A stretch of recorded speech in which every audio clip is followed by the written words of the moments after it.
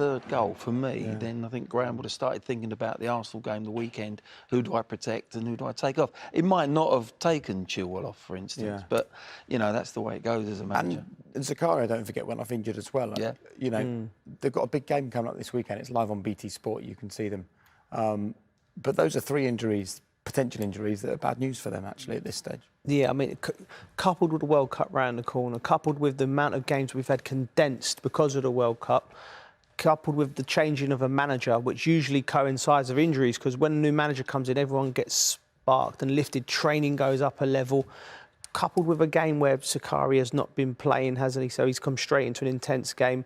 Chilwell's probably not played as much football as he would have liked. Azpilicueta's not usually a mainstay in the team. So all of these things, you pick up injuries, and the game really for Chelsea's Sunday. So it gives Graham Potter a headache, certainly. The two wing-backs that Chelsea have flying, weren't they, flying? Reece James and Chilwell now are out, and probably out for the, maybe out for the World Cup. What a shame. Of course, as soon as we get hold of Graham Potter and speak to him, we will bring you that interview. And don't forget, you can see Chelsea-Arsenal live on BT Sport this Sunday, kicking off at midday. Is extremely significant, actually. Let's just confirm what's happened. AC Milan 4-0 winners tonight, so they make it through, along with Chelsea, to the knockout stages. Everything was already organised before tonight from Group G. In Group F, a 4-0 win for Leipzig against Shakhtar means that they join Real Madrid in the last 16. But listen to this, OK? In Group H, Paris Saint-Germain set to win the group. Benfica scored 6 goals away from home this evening, which means that they actually topped the group on away goals scored. Every single other area was the same as Paris Saint-Germain, so it's on away goals scored. Benfica topped the group, which suddenly means that whether you're Chelsea, you're Manchester City, or you're Tottenham, you could suddenly be facing Paris Saint-Germain in the last 16 of the Champions League. How things can change, and the final one of those 6 goals was scored in injury time tonight by Benfica. Amazing drama. Right, let's get some reaction from this evening. Let's hear from the man who made his debut, scored a goal as well. Here's Dennis Zakaria talking to Jules. Congratulations on a win and a goal on your Chelsea debut. How are you feeling?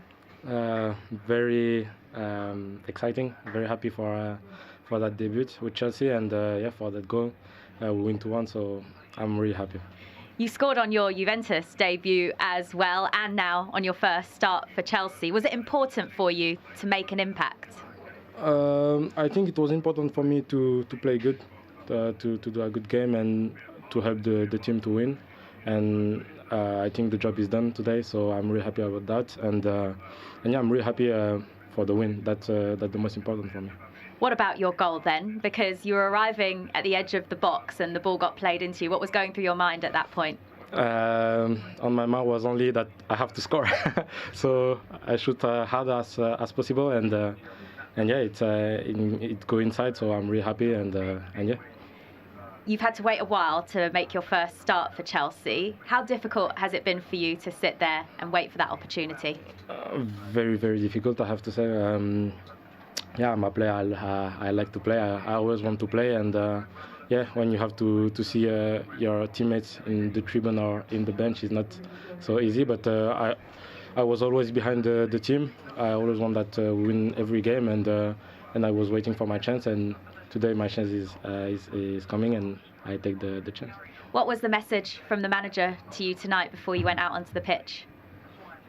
Nothing special, only that I have to play like I trained in the last weeks, and yeah, to enjoy the game. When we saw you come off, you had to walk around the pitch of Stamford Bridge, and we saw you getting a lot of appreciation from the Chelsea fans. That must have been a good feeling. Amazing feeling. The Chelsea fans are amazing. It's really cool for me to have this experience, and yeah, I hope that I can have a lot of game with in front of the Chelsea fans. Do you feel like there's an opportunity for you to start more matches under Graham Potter now? I hope, I hope, but I think that question have to answer the coach. Well done tonight, Dennis. Thank you. Oh, wonderful. Look, it came off, it looked like he had an injury, but he's got a big smile on his face there, happy to be talking to Jules. It looks like he's OK. What did you make of his performance tonight? I thought he was excellent. Yeah. I thought he got round the pitch. You know, he was the one your eyes went to because it's his first game. You haven't seen anything of him. I think he's perfect for Jorginho. You know, a bit of experience in there next to him. He was getting around, putting his tackles in, breaking up the plate, and to get a goal would have been a bonus. And you know, now it's another option for Chelsea, especially with Kante being out for so long. It's a needed option. I mean, you can see here the goal.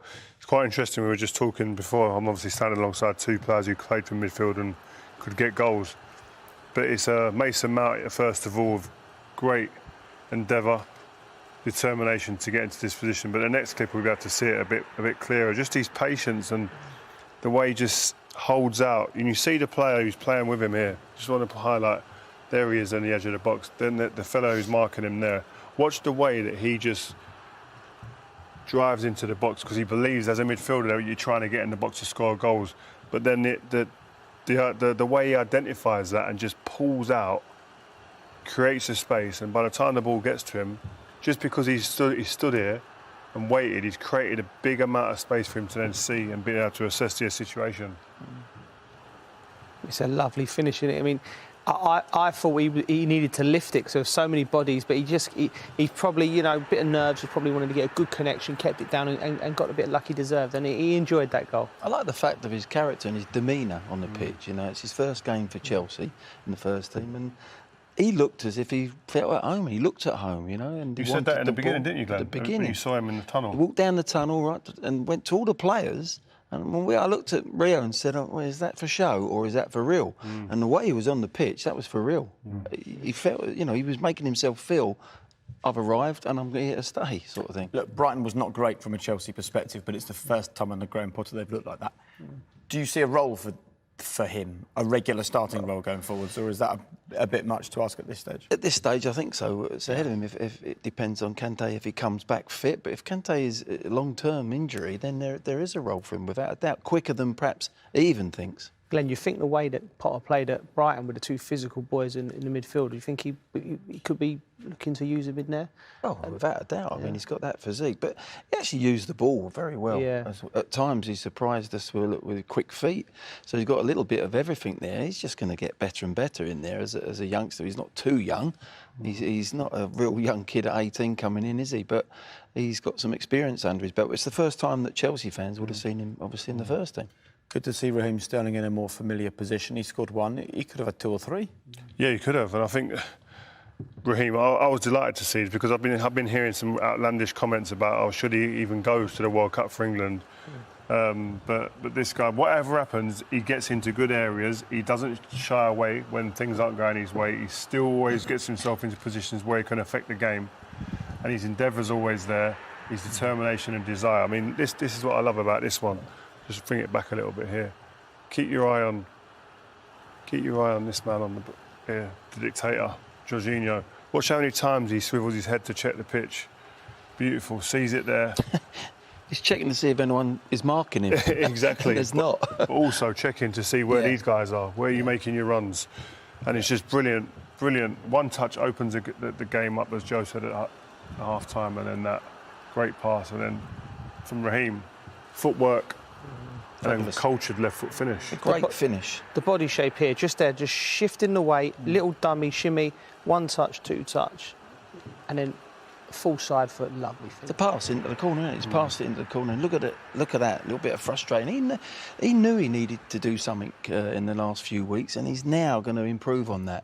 You know, he can't wait now for the weekend, can he? For his weekend game. But no. Today, professional performance from everywhere. Jorginho, for me, was excellent today. All right, they didn't really get tight on him, but he is someone that can look at Aubameyang's movement. It was ironic he played a bit wider on the left-hand side, and as you've said there, we've shown that's better for him in a way, because he makes from outside runs to the danger zone, rather than when he plays in the middle, he's always forever making runs out into channels. So that's an interesting one to see where he plays at the weekend. From a defensive perspective, what did you make of the goal they conceded? And how do you feel when you see Chelsea with a back 4 rather than a 3? I think their best defender is Thiago Silva, and I think the way that he plays, his age, etc., a back 3 suits him so much more, better. But what they do, and under Graham Potter, I'm sure they'll do it more, is they change and flip formations in and out of possession.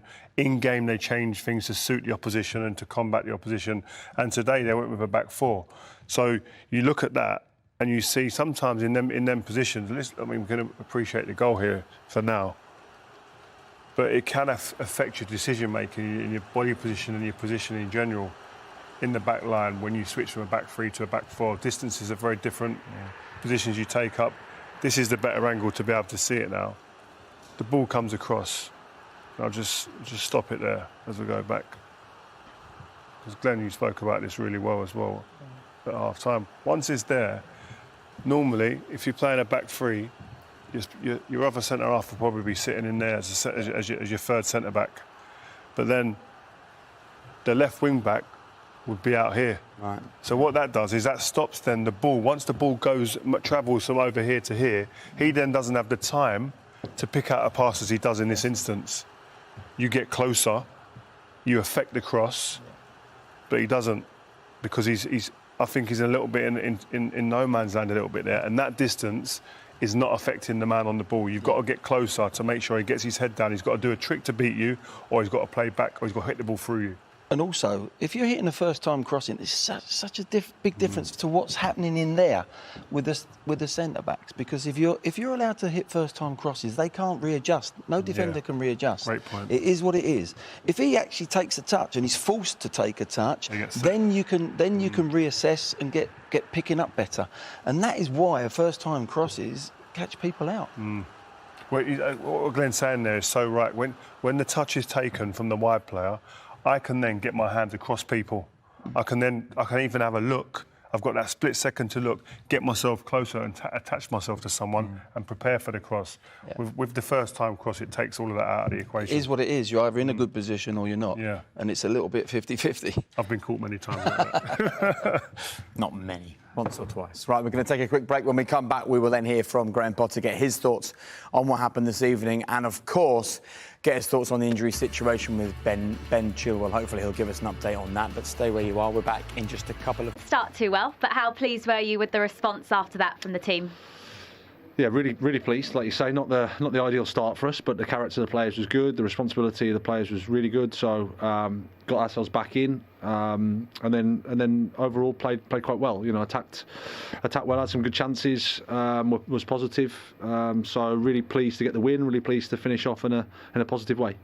Goals probably weren't what you were demanding out of Denis Zakaria. What did you make of his Chelsea debut? I thought he was really good. You could see what he brings, the quality he has. Played with enthusiasm, good discipline, got forward when he could. So really pleased for him. After an impressive performance like that, can we expect to see more starts from him now? Well, he certainly did what we asked, which was to give us competition there. He did everything he could, which is to show his quality, help the team. Nice for him to score, great debut.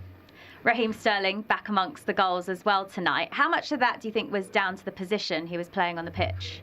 Well, it would have helped, I guess. At the same time, whenever we've played Raheem, we've tried to get him as high as we can in the attacking phase of the game.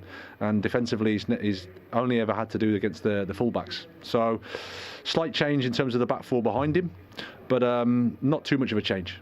Although there was a couple of goals scored tonight, there were plenty more opportunities. Do you still feel like you're missing a bit of clinical cutting edge in front of goal at the moment? What's that down to? Well, the worry would be if you're not creating the chances. Tonight we had a few, I thought, chances that we could have scored, obviously.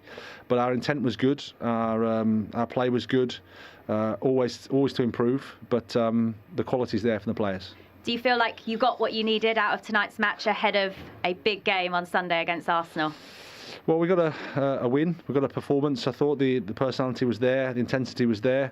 Boys gave everything again. We're a work in progress, that's for sure. But in terms of our Champions League campaign, we can be pleased with what we've done. I think that's 4 wins and a draw, if I'm not mistaken, or 3 wins and a draw, sorry. I'm getting carried away there, adding a win on. But nevertheless, we're positive with that, and now we dust ourselves down for a big game at the weekend. Unfortunately, I'm going to have to ask you about injuries again. I feel like this is an ongoing theme at the moment. Ben Chilwell looked like he pulled up with a hamstring towards the end there. I assume it's too early to tell us any more?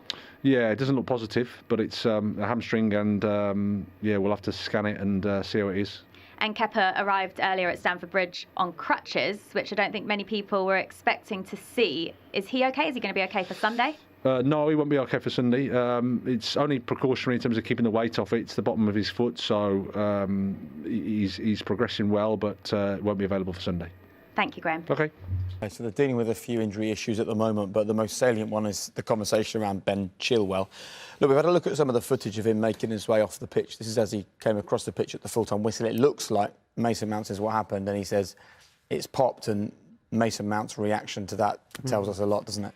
A lot. You know, the next 2 days is going to be massive, you know, whether it decides if it's a grade 1 or grade 2. But like I said, it's going to be 2-3 weeks before you can even think about getting him on the pitch. You know, look at him pull up here. That face there is a face. I could really feel his pain. It's a horrible feeling, and he knows that hand goes straight up. And all you want in that moment is to get back in the dressing room and just gather your thoughts, because it really is horrible. And Mason's his mate. He's come over to see if he's concerned. And there's a reaction there. Look. Yeah, you as an ex-player, you feel the pain even more.